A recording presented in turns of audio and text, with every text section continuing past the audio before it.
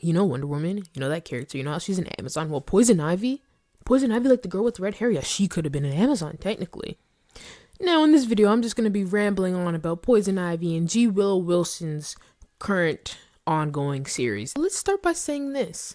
Poison Ivy is a great freaking villain, antagonist, character, morally grayish type of person. Bro, they're doing Poison Ivy justice because they're really playing with both sides of her. They're playing with, oh yeah, Poison Ivy is a villain. She's just doing whatever she wants.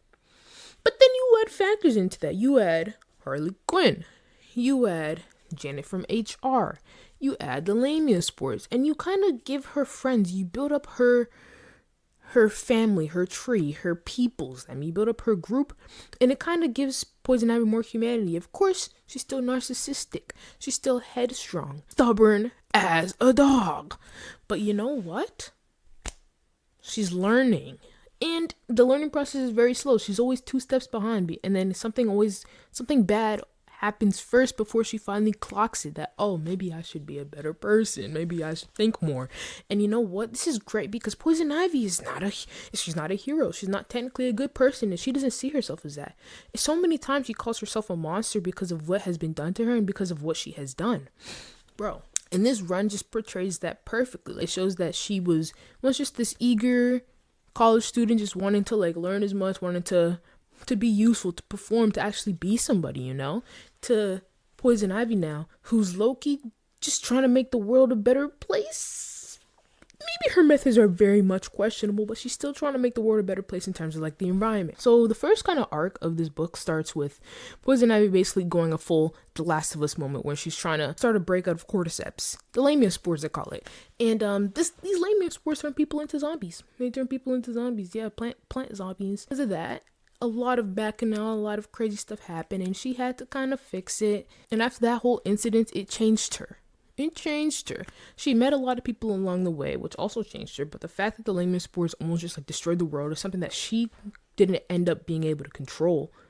Plus, her old evil mentor came back, Jason Woodrue. Yeah, there's just a lot of crap going on that kind of shifted her perspective on things a little. Maybe there's some good humans. Maybe taking over the world and creating a bunch of little plant zombies isn't the way to go about things. So then she tries something new. She tries to just live a more peaceful life, just restoring a ghost town to be a plant town, really, to be a thriving plant town in the marshes. Her plan is working.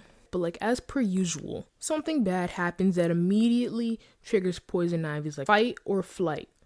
And Poison Ivy's response is to close herself in. Her heart grows thorns, and now she's back to her paranoia, back to her very much need to control everything, need to go back to her roots, no pun intended, but go back to her roots where it's okay, the world doesn't want me to try to grow, doesn't want me to be better or anything, so I'm gonna just be what the world wants me to be, which is Poison Ivy eco-terrorist. So she goes back to that. So literally with this comic, we're going through her head basically. We're being pulled in different directions the same way Poison Ivy is. We're going through a series of events, a series of changes, a series of thought processes because Poison Ivy is. And the point about the Amazons.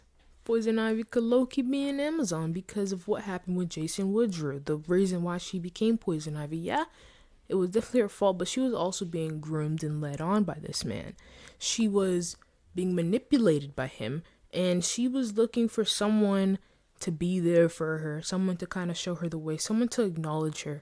So she kind of went along with this. It's definitely part Pamela's fault, 100%. But I'm saying because she got taken advantage of by this man, it's possible that if she had died on that operating table instead of getting the powers of the green and becoming Poison Ivy, she low-key could have been reincarnated through the Well of Souls in Themyscira and have been an Amazon. That would be cool. Can we get a what if series of Poison Ivy? Pamela Isley was an Amazon? That'd be pretty cool. Next, this is a rambling session, so don't expect my thoughts to be super linear because they're really not.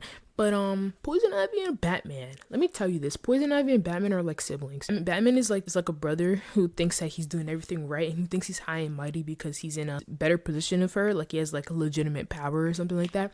Whereas Poison Ivy is the punk rebel sister who still wants to do right, but she's doing it in her own ways, which is not necessarily the right way to go about things. So they're always bickering and fighting. But in the end, there's still a little something there. There's still a little love, a little whatever there, and that's quite literally Batman and Poison Ivy, bro. Like, you guys need to read this comic just so you can read their interactions, and also so you can see the way that Poison Ivy sees Batman, because obviously it's skewed. So, like, as someone who loves Batman, who reads some Batman comics, I like Bruce. So when I read Batman in other people's comics, like I did in Wonder Woman Historia, and that I'm doing in Poison Ivy, it makes you question Bruce. It's like, is Batman really that superhero that I love? Just the way that his methods, you know, it's really funny. But Poison Ivy has an interesting outlook on him. She like despises him, but there's also like a subtle camaraderie there, you know? And I think it's really funny. So I think that if you're gonna read Poison Ivy and you don't like Poison Ivy, just read it for the Batman and Poison Ivy interactions, because it'll give you another look on Batman through the eyes of his rogues, the eyes of his villains, through the eyes of people that he doesn't necessarily trust. Also, G. Willow Wilson and her team writes Harley Quinn so well. Like, she's not like this major force in the story, but she's there when she's needed. When Poison Ivy seeks her out, or when Poison Ivy like needs her, when Pamela needs her, Harley will be there, you know? Not all the time, but she will be there because that's what they're supposed to do. You know, they're in a relationship, but they don't need to be around each other 24/7. But she's always there to help when her girl needs her. And she's not like overbearing in the story at all. Many times, Ivy says like Harley's doing her own thing, or like I don't want to bring Harley into this. From this, I can just tell that the way that they're writing their dynamic in them is so great. Let's not talk about Janet from HR, because low-key I wanted to slam her out. But she's not a bad character, okay? She's not a bad character. Poison Ivy just keeps on sleeping with her for some reason. But,